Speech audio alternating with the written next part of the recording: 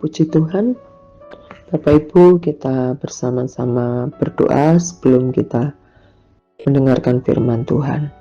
Puji Tuhan, kami naikkan kepada Engkau Bapa, kasih setia dan kemurahan Tuhan terus melimpah dalam kehidupan kami dengan kami mendapat perlindungan dan pimpinan dari Tuhan. Terima kasih, taruh hikmat-Mu dalam kehidupan kami, supaya kami cakap dalam melakukan perkara-perkara besar maupun kecil yang kami hadapi Tuhan Yesus. Terima kasih Bapa, di dalam nama Tuhan Yesus, terangi hati dan pikiran kami senantiasa Bapa. Haleluya. Amin. Puji Tuhan. Kita akan belajar bersama-sama di dalam kitab 1 Raja-Raja 19. Puji Tuhan. Saya akan memberikan judul yaitu Elia.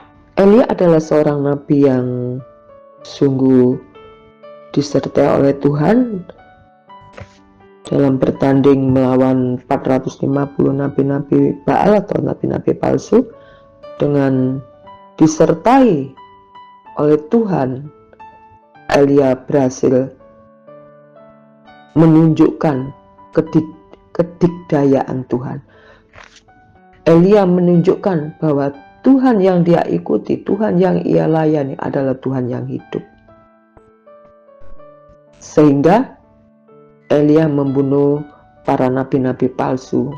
Ketika Isabel mendengar bahwa semua nabinya itu telah dibunuh oleh Elia dengan pedang, maka Isabel menyuruh seorang suruhan mengatakan kepada Elia, "Beginilah kiranya para Allah menghukum aku, bahkan lebih daripada itu, jika besok kira-kira pada waktu ini aku tidak membuat nyawamu." Maka Elia menjadi takut, lalu bangkit dan menyelamatkan nyawanya, dan setelah sampai ke Berseba yang termasuk wilayah Yuda, ia meninggalkan bujangnya di sana. Tetapi kata ayat yang keempat, tetapi ia sendiri masuk ke padang gurun sehari perjalanan jauhnya, lalu duduk di bawah sebuah pohon arar.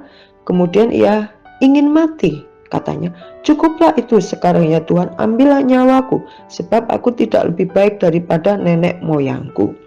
Kita melihat bagaimana pelayanan Elia ini menghadapi nabi-nabi Baal atau nabi palsu.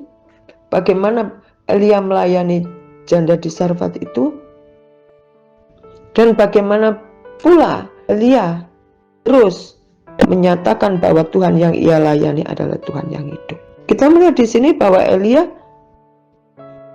merasa lelah, dia mulai menyerah, karena dikejar-kejar oleh Isabel, ingin menyerah. Bapak Ibu, apa yang dialami Elia, apakah kita juga pernah mengalaminya? Lelah dalam pelayanan, capek. Tetapi sesungguhnya Tuhan itu tahu kok kapan kita lelah, karena dia peduli. Nah, kalau kita lelah dalam pelayanan, kita jangan menyerah, karena kan perjalanan kita ini belum selesai dalam melayani Tuhan. Kalau Elia saja merasa lelah, itu wajar, karena dia manusia, sama seperti kita, lelah, capek. Wajar, karena kita juga masih tinggal di bumi, masih daging. Ada perasaan lelah, ada perasaan khawatir, ada perasaan takut yang tidak berlebihan. Jadi kita jangan merasa bersalah, karena memang lelah, khawatir, capek itu bagian dari manusia, dan yang dibutuhkan adalah kita istirahat. Kita lihat di sini di ayat 9, di sana masuklah ia ke dalam sebuah gua dan bermalam di situ, maka firman Tuhan datang kepadanya. Apakah kerjamu di sini, Elia? Apakah? Tapi saya balik lagi ayatnya. Maka Tuhan lalu, ayat yang ke-11, maka Tuhan lalu angin besar dan kuat yang membelah gunung-gunung dan memecahkan bukit-bukit batu mendahului Tuhan, tetapi tidak ada Tuhan dalam angin itu. Dan sesudah angin itu datanglah gempa. Tidak ada Tuhan dalam gempa itu. Dan sesudah gempa itu datanglah api. Tidak ada Tidak ada Tuhan dalam api itu. Dan sesudah api itu datanglah bunyi angin sepoi-sepoi basah. Segera sesudah Elia mendengarnya, ia menyelubungi mukanya dengan jubahnya lalu pergi keluar dan berdiri di pintu gua itu. Maka datanglah suara kepadanya yang berbunyi, "Apakah kerjamu di sini, hai Elia?" Jawabnya, "Aku bekerja segiat-giatnya bagi Tuhan, Allah semesta alam, karena orang Israel meninggalkan perjanjianmu, meruntuhkan mezbah-mezbahmu, dan membunuh nabi-nabimu dengan pedang. Hanya aku seorang dirilah yang masih hidup, dan mereka ingin mencabut nyawaku." Wow, puji Tuhan. Puji Tuhan Bapak Ibu, ya. Tuhan tidak selalu bekerja dengan spektakuler. Ya. Maksudnya Tuhan hadir dalam kehidupan kita. Seperti yang tadi Elia bayangkan.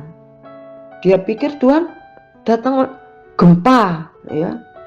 Dengan datangnya gempa Tuhan ada, ternyata tidak ada Tuhan dalam gempa itu. Sudah itu datanglah api, tetapi tidak ada Tuhan dalam api itu. Datanglah bunyi angin sepoi-sepoi basah. Disitulah Tuhan hadir. Tuhan menyapa Elia dengan lembut. Nah, itu juga bisa dilakukan Tuhan terhadap kita. Dalam keheningan, dalam doa kita, dalam kita kesendirian kita, Tuhan hadir. Tuhan menyapa kita. Kamu lelah dengan hidup ini, kamu lelah dalam melayani, maka Tuhan akan memberikan kekuatan lagi. Tuhan memberikan semangat lagi. Ayat yang ke-15, "Pergilah, kembalilah ke jalanmu melalui padang gurun di Damsyik, dan setelah engkau sampai, engkaulah harus mengurapi Hazael menjadi raja." Setelah Tuhan datang memberikan penghiburan, ya, lalu dilanjutkan lagi perjalanan Elia. Butuh yang namanya istirahat, butuh yang namanya kita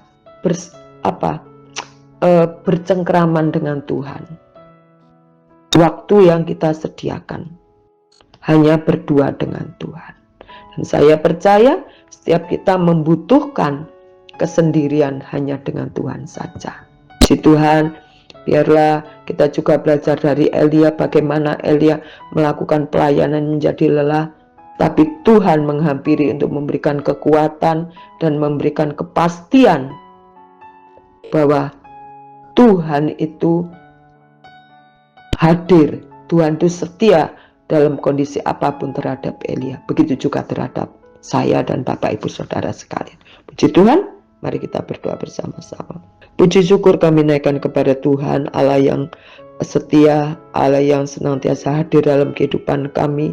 Dimanapun, kemanapun kami pergi, Engkau hadir Tuhan, dan Engkau menolong kami, menopang kami, memberikan kekuatan kepada kami.